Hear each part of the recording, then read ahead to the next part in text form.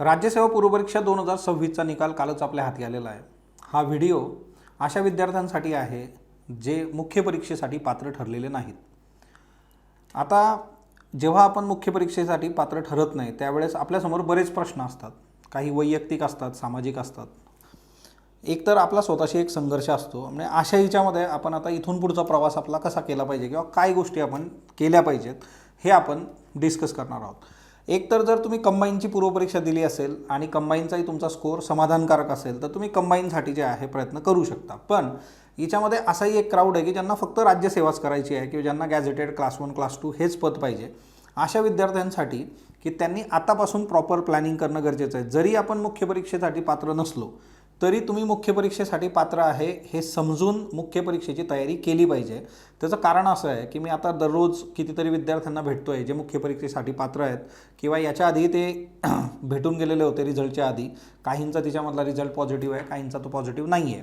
तर मग त्यांचा मेजर कन्सर्न असा आहे की आज त्यांचा ऑप्शनल तयार नाही आहे, GS त्यांचं तयार नाही आहे, त्यांनी आधी एसे लिहिलेलं नाही आहे आणि ऑप्शनल पण फॉर्म भरताना कोणीतरी सांगितलं म्हणून कुठला तरी ऑप्शनल टाकलेला आहे की हा सोपा असतो किंवा माझ्याकडे याच्या नोट्स आहेत मी तुला देईल, अशा पद्धतीने केलेलं आहे। सो 2027साठी तुम्ही प्रॉपरली ऑप्शनल जर घेतलेला नसेल तर तो आधी समजून घ्या ऑप्शनल कसा चूज केला पाहिजे।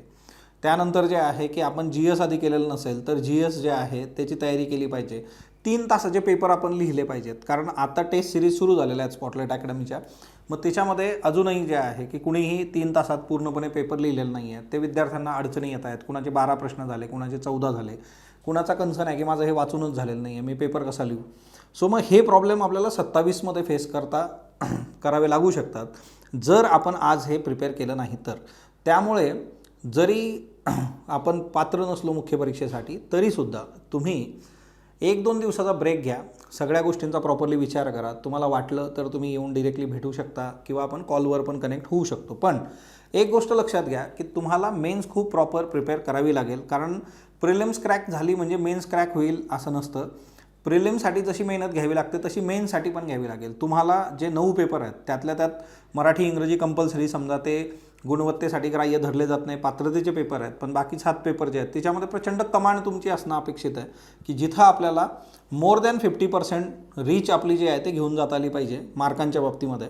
आणि हे तेव्हाच साध्य होतं जेव्हा पेपर प्रॉपरली आपण लिहितो, पूर्ण करतो आणि त्याच्यामध्ये क्वालिटी असते।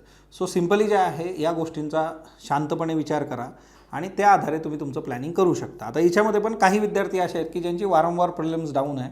सो त्या केसमध्ये मी सजेस्ट करेल की आतापासूनच तुम्ही एक 2 ते 3 तास डेली हे प्रिलिम्ससाठी दिले पाहिजेत।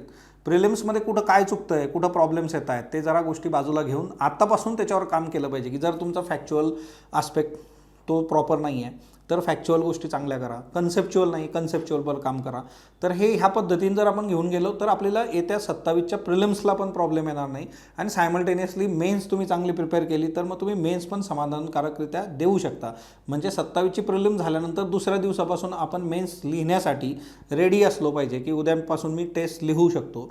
मग तो कॉन्फिडन्स येण्याकरता हा कालावधी प्रॉपरली वापरा। बऱ्याचदा असं होतं की मग प्रिलिम्स डाऊन असल्यावर आपण काही काळ लिथार्जिक होतो आणि परत मग पुढची 2-3 महिन्यामध्ये प्रिलिमची नोटिफिकेशन येते, मग आपण परत प्रिलिमच्या मागे लागतो आणि या मधल्या कालावधीमध्ये आपण लिखाण करतच नाही आणि मग अचानक लिखाण 2027मध्ये करणं जे आहे ते थोडंसं अवघड असणार आहे। थोडं काय ते बरंच अवघड राहील। सो या गोष्टींचा विचार करा। तुम्हाला जर वाटलं तर तुम्ही डिरेक्टली येऊन भेटा, आपण बोलू शकतो आणि गोष्टी ज्या आहेत त्या सॉर्ट आऊट करू शकतो। ओके, सो सर्वांनी जे आहे म्हणजे सारासार विचार करूनच निर्णय घेणं गरजेचं आहे। बघा, स्पर्धा परीक्षेमध्ये हाय आणि लो येत राहतात। आपल्यासाठी कुठल्या गोष्टी योग्य आहेत ते आपण आपल्या लेवलला खूप चांगल्या पद्धतीने समजून घेतलं पाहिजे। सो नाराज न होता तुम्ही येणाऱ्या दिवसांमधले तुमचे प्लॅनिंग जे आहे ते प्रॉपरली करा आणि अभ्यास कंटिन्यू ठेवा, डिस्कंटिन्यू करू नका। धन्यवाद।